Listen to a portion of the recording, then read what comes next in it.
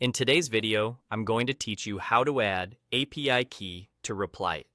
If you're working with services that require authentication, keeping your keys safe is essential, and Replit makes that easy with its built-in secrets tool.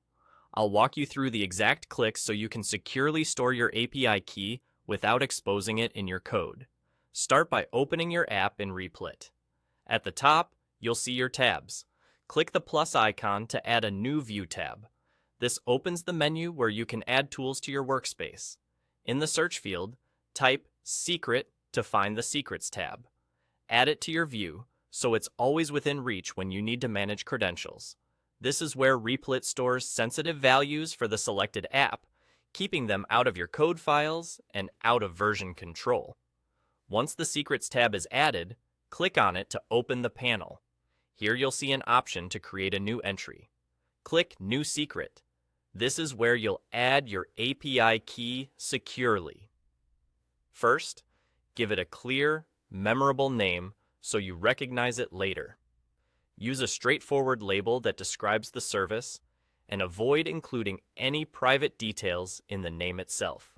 A clean, descriptive name helps keep your workspace organized, especially if you plan to use multiple services in the same app.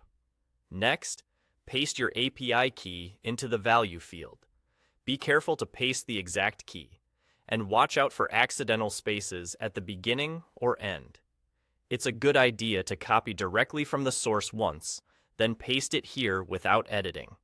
Keeping everything consistent prevents authentication errors later.